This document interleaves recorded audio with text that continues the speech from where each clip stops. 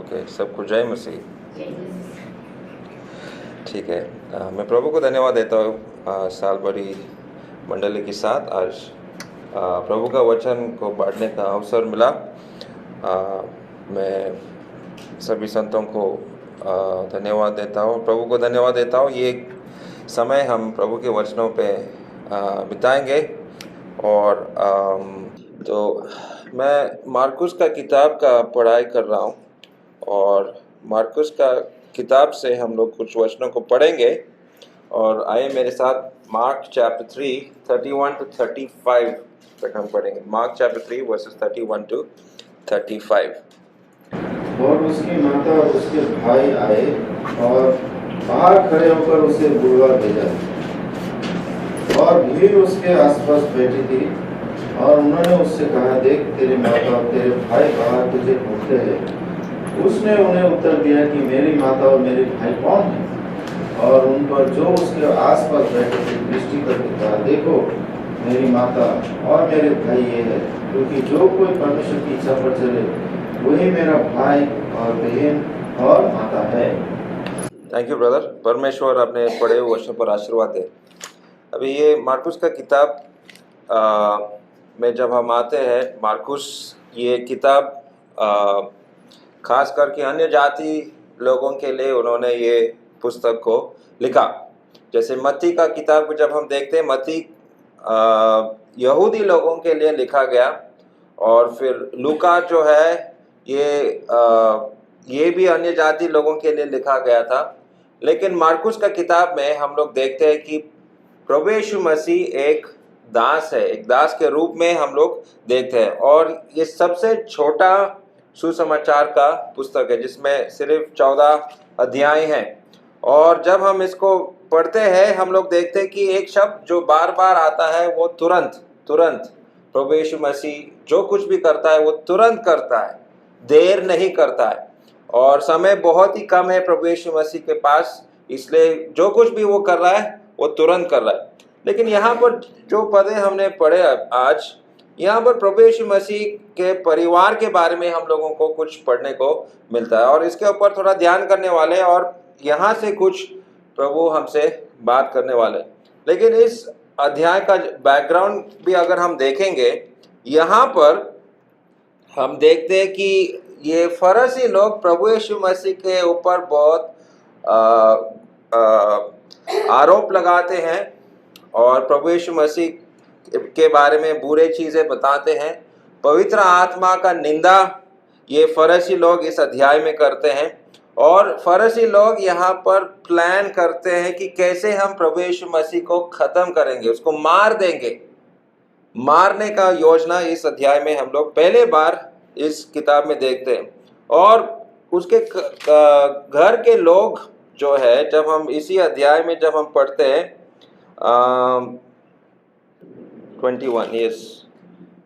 Verse 21, जब उसके कुटुंबियों ने यह सुना तो उसने पकड़ने के लिए निकले, क्योंकि कहते थे कि उसका चित्त ठिकाने नहीं है। Thank you aunty. वर्स 21 में लिखा है, प्रभु यीशु मसीह के बारे में कह रहा है, उसके खुद के कुटुंब के लोग बोल रहा है ये थोड़ा दिमाग सट गया है, थोड़ा सा पागल है ये। उसके खुद के भाई लोग उसके बारे में कह रहे हैं। लेकिन इस फोटो में जब हम देख रहे हैं, ये एक मैंने नेट से लिया है और इसमें यहाँ पर प्रभु यीशु मसीह के बारे में, उसका परिवार के बारे में हम लोग देख सकते हैं। उसके फैमिली में कितने जन थे हम लोग थोड़ा समझने का कोशिश करेंगे। तो सबसे पहला उसका जो पिताजी है जोसेफ के बारे में हम लोग जानते हैं कि वो एक काठ मिस्त्री था, ही वाज अ कारपेंटर। और वहाँ पर उसका पिताजी उसको वही ट्रेड, वही काम उसका पिताजी ने भी उसको सिखाया।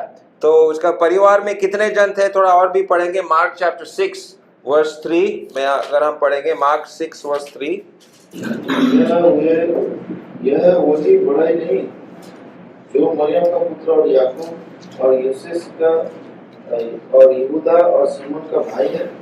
और क्या उसकी बहन ने यहाँ हमारे बीच में नहीं रहती?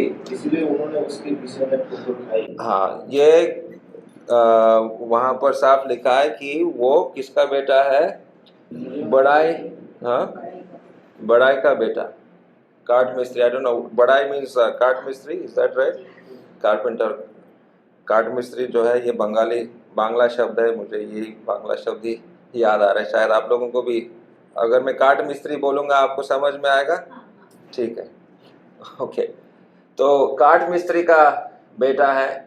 और यहाँ पर हाँ, इस फोटो में हम लोग ये भी देखते हैं कि उसका और भी भाई लोग और बहन लोग भी है या इस फोटो में। और वही बात हम लोग यहाँ पर 6 अध्याय और 3 पद में हम लोग पढ़ सकते हैं। उसका माँ है, और ये बात इम्पोर्टेंट क्यों है कि उसका माँ के हाथ में बच्चे हैं और भी बच्चे क्यों हैं? तो इससे हम लोगों को पता चलता कि मरियम जो है सदा कुंवारी नहीं थी। She was not a perpetual version, जैसे रोमन कैथोलिक चर्च सिखाते हैं कि मरियम को यीशु के अलावा और कोई बेटा संतान नहीं हुआ। वो गलत है। लेकिन इस पद के अनुसार हम लोगों को पता चलता है कि मरियम को और भी बच्चे थे। और उसी पद के अनुसार हम लोगों को समझ में आता है कि उसके कुछ भाइयों के नाम जेम्स, जोसेफ, जुड़ा, साइमन, 4 भाइयों के नाम हम लोगों को वहां पर मिलते हैं। He had at least 4 brothers over there, और he had at least 2 sisters, और 2 बहनें भी प्रभु यीशु मसीह के थे। तो प्रभु यीशु मसीह सबसे बड़ा है और उसका परिवार में ये सारे जन हैं। और यहाँ पर इस जो 3 अध्याय, मार्कुस का 3 अध्याय 31 से 35 तक हम लोग जो पढ़े, उसका परिवार जो है उसके विरोध में आ रहा है। और शायद फरीसी लोग उसके ऊपर दबाव डाल रहे हैं। उसके परिवार के जरिए प्रभु यीशु मसीह का काम को रोकने के लिए वो लोग कोशिश में हैं। सबसे पहले उसके भाइयों को भेजा, और जो भाई लोग कह रहा है उसका दिमाग थोड़ा सा सड़ गया, थोड़ा सा पागल है। वो भाई लोग मतलब उसके ऊपर भरोसा या विश्वास नहीं रखना चाहते हैं। अभी यहाँ 31 पद में जब हम पढ़ते तो माँ को भी लेकर आया। अभी पिताजी है या नहीं यहाँ पे हमको पता नहीं। शायद अब तक यूसुफ मर गया होगा, Joseph had already died by now, क्योंकि उस पूरा जिम्मेदारी प्रभु यीशु मसीह के कंधों पे था। अगर पिताजी मर जाता है तो बड़ा भैया को घर को संभालने का जिम्मेदारी होता है। तो और काट मिस्त्री का काम जो है उसको करना है, वहां से उसको पैसे कमाना है। और काट मिस्त्री का काम जो है बहुत ही पैसा कमाने का काम था उस जमाने में, क्योंकि जो कुछ भी फर्नीचर बनता था तब प्लास्टिक नहीं है, लोहा जिस प्रकार से आज हम इस्तेमाल करते हैं उस प्रकार से फर्नीचर बनाना भी मुश्किल था। तो काठ से, लकड़ी से ही ये जितने भी फर्नीचर बनते थे उस जमाने में। तो it was a very good job, उसको बहुत पैसे वहां से इनकम मिल सकता था। लेकिन वो काम अभी छोड़ दिया, घर छोड़ दिया, और पूरा इस्राएल में प्रचार करने शुरू किया। तो शायद उसके घर के दबाव से, और माँ भी शायद उसको समझाने का, बेटा तुम क्या कर रहा है, क्यों अपना काम छोड़ के यहाँ पूरा इस्राएल में तू घूम रहा है, क्या बात है, घर आओ ना। क्योंकि यहाँ पर हम लोग इस अध्याय में पढ़ते हैं उसको खाना खाने के लिए भी समय नहीं मिल रहा था। प्रभु यीशु मसीह को खाना खाने के लिए भी समय नहीं है। और उसने और भी 12 शिष्यों को भी बनाया। इसी अध्याय में, तीसरा अध्याय में हम देखते हैं 12 शिष्य भी है। तो परिवार के लोग सच में सोच रहे हैं अरे ये तो गया, अभी कैसे उसको समझाएंगे। तो उसको घर लेके जाने के लिए कोशिश में है। लेकिन जब ये लोग आया, उसका परिवार के लोग उसके पास आए और उसको बोलने लगे कि देखो आपका माँ आया है, आपके भाई लोग आए हैं। तो प्रभु यीशु मसीह जवाब क्या देता है? उसने इशारा करता है, ये देखो, ये मेरे माँ है, ये मेरे भाई और बहन लोग हैं। मतलब जो उसके सामने बैठे थे, जो उसके शिष्य थे, जो उसका वचन को स्वीकार कर रहे थे, उनको वो कह रहा है कि ये मेरा माँ है, मेरे भाई और मेरे बहन है। तो वहां से हम लोगों को सीखने को क्या मिलता है? What do we understand from that? Fellow believers are part of God's family and we have a responsibility. अगर मैं प्रभु यीशु मसीह पर विश्वास करता हूँ तो मुझे भी एक जिम्मेदारी सौंप दिया गया है। I have a responsibility to do. और यहाँ पर हम लोग देखते हैं कि अगर हम लोग एक बहन को देखेंगे, बहन का जिम्मेदारी क्या है। अगर आप मरियम मगदलेन के बारे में अगर आप सोचेंगे, मरियम मगदलेन ने क्या किया था? What did Mary Magdalene do? An example of a sister of Jesus Christ. क्या किया मरियम ने? उसके चरणों पर बैठी और वो कीमती तेल अत्तर जो है उसके चरणों पर उंडेल दिया, और वहाँ पर एक प्रकार का भक्ति हम लोगों को देखने को मिलता है। तो बहन का जिम्मेदारी क्या है? भक्ति करना, प्रभु यीशु मसीह का भक्ति करना। और फिर उसके 12 शिष्य थे, तो उससे हम लोग क्या देखते? वो 12 शिष्य जो है प्रभु यीशु मसीह के भाई लोग हैं, the brothers of the Lord Jesus Christ. तो उनसे हम लोग को क्या सीखने को मिलता है? हम लोग उसके सहचार्य या फेलोशिप ऑफ द ब्रदर्स। अभी जब भी मैं दूर जाता हूँ प्रचार करने के लिए, अकेला जाना मुझे पसंद नहीं। I don't like to go alone. अगर कोई भाई मेरे साथ है तो काम जो है और भी अच्छा हो सकता है। तो भाईचारे, सहभागिता, फेलोशिप बहुत ही ज़रूरी है। और इस प्रकार से हम लोग क्यों इकट्ठे होते हैं? फॉर फेलोशिप, एक दूसरे के साथ सहभागिता रखने के लिए हम लोगों को मिलता है, एक दूसरे को मदद करते हैं, एक दूसरे को समझ सकते हैं। तो the fellowship of the brothers ये बहुत ही ज़रूरी है। And mother, what do we understand from that? तो वहाँ माँ का जो राहत, जब मैं थके हुए आ जाता हूँ तो माँ क्या बोलेगी? बेटा बैठो, मैं सब कुछ तैयार करता हूँ, खाना खिलाएगी, अच्छा से मुझे आराम से मेरा देखभाल करती है। तो वो माँ का जिम्मेदारी है। और एक मंडली में, एक कलीसिया में भी इसी प्रकार से सहभागिता, इस प्रकार का भाईचारी होना चाहिए। The sister, the brothers, the mothers. और प्रभु को धन्यवाद देंगे, इस मंडली में प्रभु ने इस प्रकार से माँ लोगों को भी रखा है, बहन लोग भी है, भाई लोग भी है। और इस प्रकार से ये सहभागिता जो है मीठा रहता है। और यहाँ से, इस पोर्शन से जो भाग हमने पढ़ा, प्रभु यीशु मसीह ये भी सिखाने का कोशिश कर रहा है, या the natural bonds are there. जिस घर में हम पैदा हुआ उससे भी ज्यादा जिम्मेदारी मेरा आत्मिक भाई बहनों का। I have a bigger responsibility to my spiritual brothers and sisters.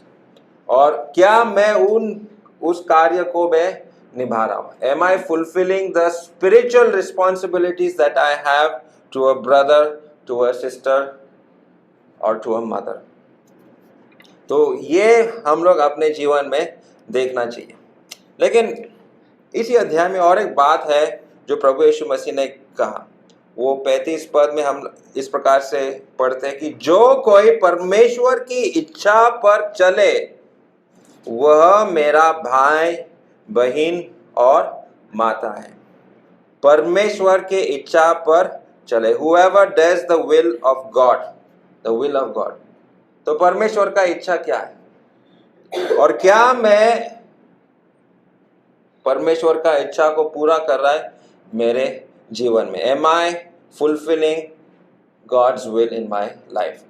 तो ये प्रश्न मैं अपने आप को पूछना चाहिए, क्या मैं परमेश्वर का इच्छा को पूरा कर रहा हूँ?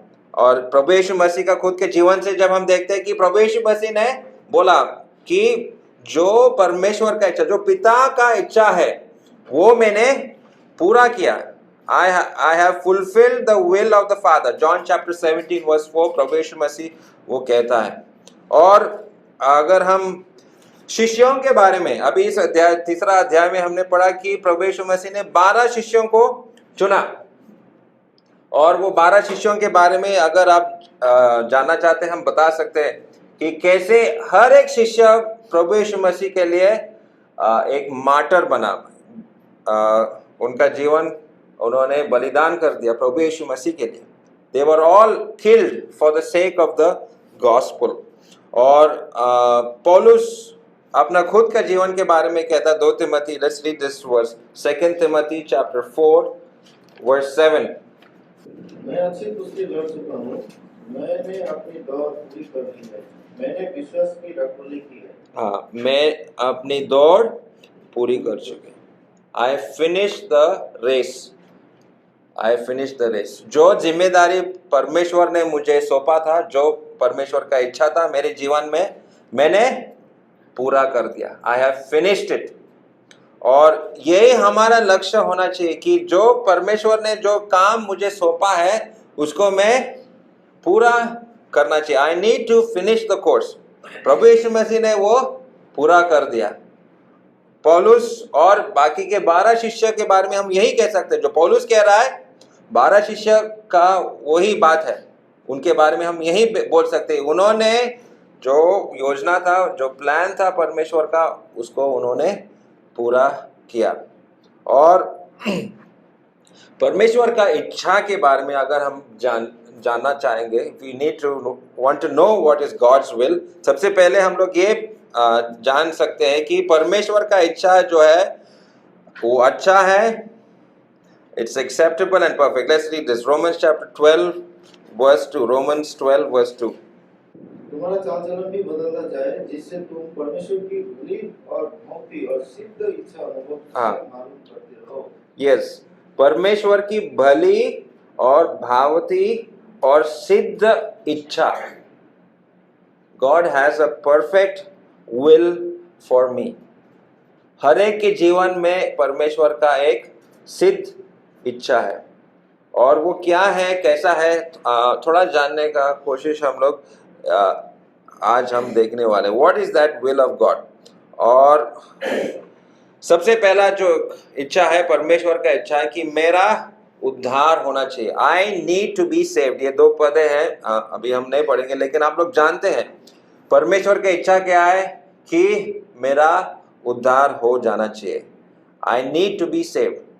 जब मेरा उद्धार होगा ही तभी मैं परमेश्वर का परिवार में आ सकता हूँ। And that is John chapter 1 verse 12. As many as received him, to them gave he the power to become the sons of God. परमेश्वर के संतान बनने का अधिकार मुझे मिलता है जब मैं प्रभु यीशु मसीह पर विश्वास करता हूँ, जब मेरा उद्धार होता है। तो सबसे पहला ये बात हमको जानना है कि क्या मैं प्रभु यीशु मसीह का परिवार में हूँ या ना।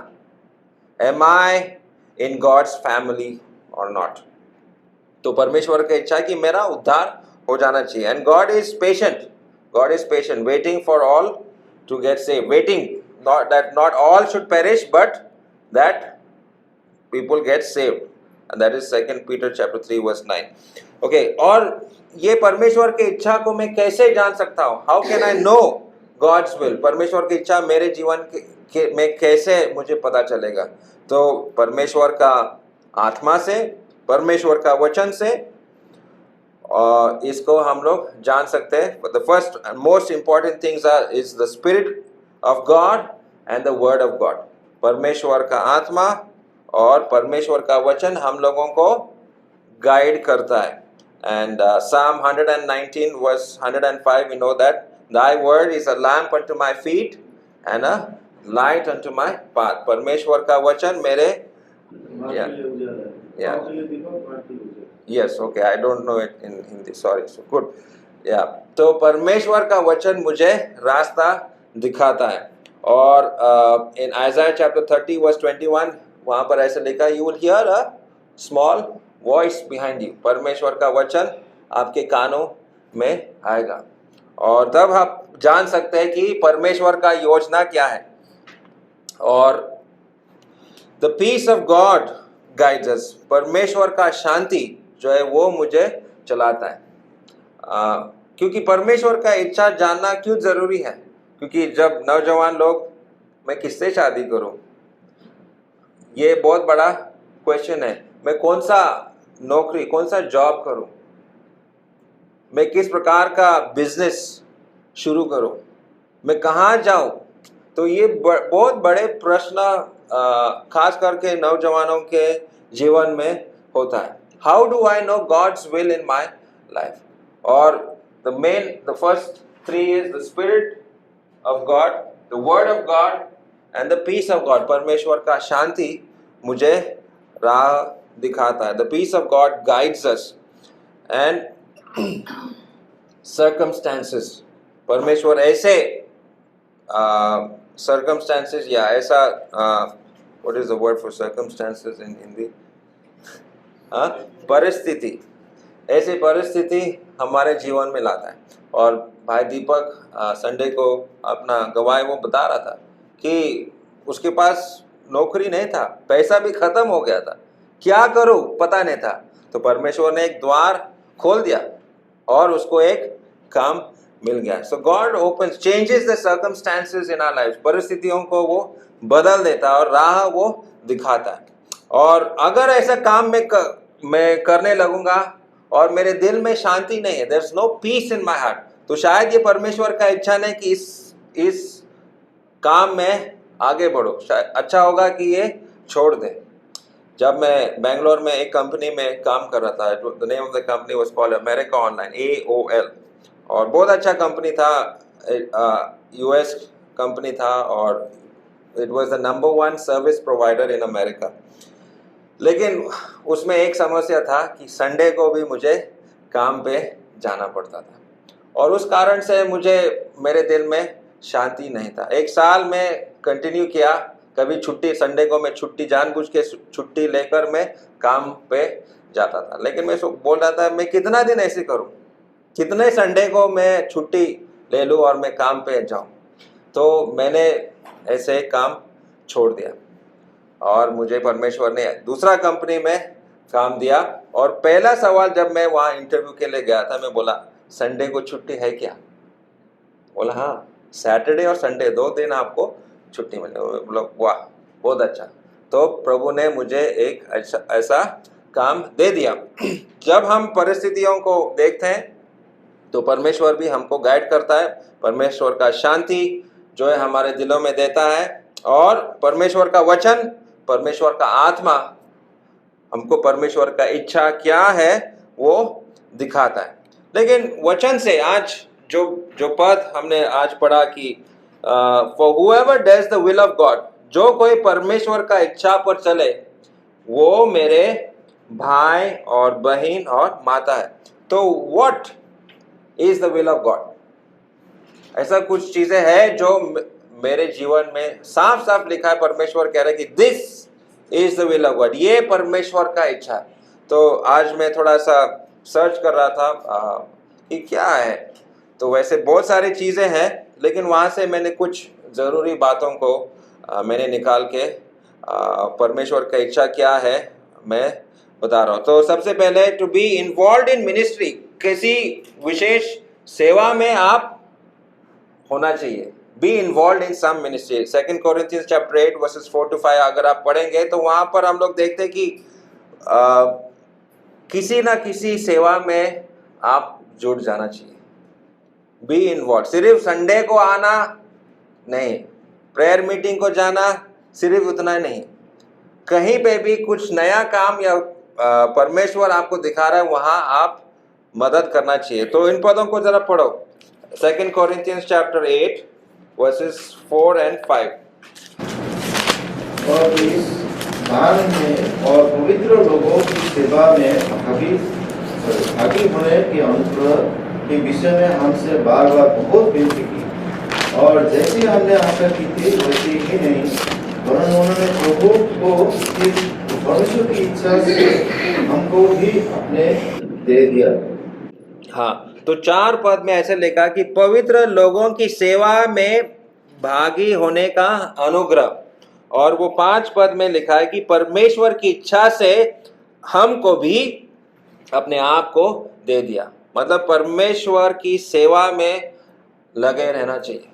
B involve in some ministry, कहीं ना कहीं किसी सेवा में आप लग जाना चाहिए. That is the will of God. और Ephesians chapter 6 verse 6 वहाँ पे क्या लिखा है? Ephesians chapter 6 verse 6. और मनुष्य को प्रसन्न करने वाले की दाई दिखाने के लिए सेवा न करो, और मसीह के दासों की नाई मन से परमेश्वर की इच्छा को करो। हाँ, तो परमेश्वर की इच्छा, the will of God also is over there. वहाँ यहाँ पर क्या है, जो सेवा आप कर रहे हैं सिर्फ मनुष्यों को खुश करने के लिए नहीं है, लेकिन आप प्रभु का एक दास बन चुके हैं, इसलिए because you want to serve Christ, not to be men pleasers. तो प्रभु यीशु मसीह का सेवा करने के लिए ये परमेश्वर का इच्छा, that I serve the Lord Jesus Christ. और Colossians chapter 4 verse 12, Colossians 4:12, Epaphras जो तुम में से है और मसीह यीशु का दास है, तुमसे नमस्कार करता है, कहता है, और सदा तुम्हारे लिए प्रार्थना में प्रयत्न करता है, ताकि तुम सिद्ध होकर पूर्ण विश्वास के साथ परमेश्वर की इच्छा पर स्थिर रहो। परमेश्वर की इच्छा पे स्थिर रहने के लिए क्या करना है? प्रार्थना है। He labored in prayer, प्रार्थनाओं में प्रार्थनाओं में प्रयत्न करो। Is that what it says in Hindi? Yes. Yeah. In English it is laboring in prayer. Laboring in prayer. तो मजदूरी, लेबर का काम करना कठिन है। 1 घंटे के लिए अगर आप कुछ वजन को उठाएंगे तो थक जाते हैं। तो प्रार्थना में भी हम लोग को कष्ट करना है। लेबर इन प्रेयर, ये परमेश्वर का इच्छा है कि हम लोग प्रार्थना में समय बिताना चाहिए। और आगे पढ़ेंगे 1 Thessalonians chapter 4 verse 3, क्योंकि परमेश्वर की इच्छा है कि तुम पवित्र बनो, अर्थात व्यभिचार से बचे रहो। हाँ, परमेश्वर की इच्छा क्या है? कि पवित्र जीवन जीना। I need to live a sanctified life, ये परमेश्वर का इच्छा है। साफ साफ यहाँ पे लिखा, this is the will of God, I need to live a sanctified life, एक पवित्र जीवन मुझे जीना है। और आगे पढ़ेंगे 1 Thessalonians chapter 5 verse 18, बात में धन्यवाद करो, क्योंकि तुम्हारे लिए मसीह यीशु में परमेश्वर की यही इच्छा है। हमेशा धन्यवाद करो, give thanks always, for this is the will of God, परमेश्वर को धन्यवाद दो। This is very simple. परमेश्वर का इच्छा क्या है? साफ साफ दे रहा है यहाँ पर। Okay, be involve in the ministry, serve Christ, labour in prayer, live a sanctified life, give thanks always। और 1 Peter chapter 2 verse 15, 1 Peter chapter 2 verse 15, क्योंकि परमेश्वर की इच्छा है कि तुम भले काम करने से निर्बुद्धि लोगों की अज्ञानता की बातों को बंद कर सको। हाँ, भले काम करो, do good works, do works। मुश्किल है क्या ये करने के लिए? It's very simple. The Lord Jesus Christ is giving us, telling us plainly, साफ साफ वो हमको बता रहे कि मेरा इच्छा क्या है।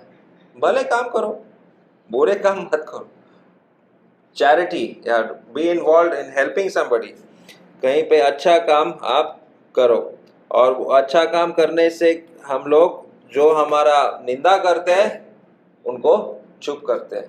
When we do good, we stop the bad sayings of other people। और लास्ट, और ये सबसे कठिन है, और कभी ना कभी आपको इसका सामना करना पड़ेगा। हर विश्वासी को कभी ना कभी इससे गुजरना पड़ेगा।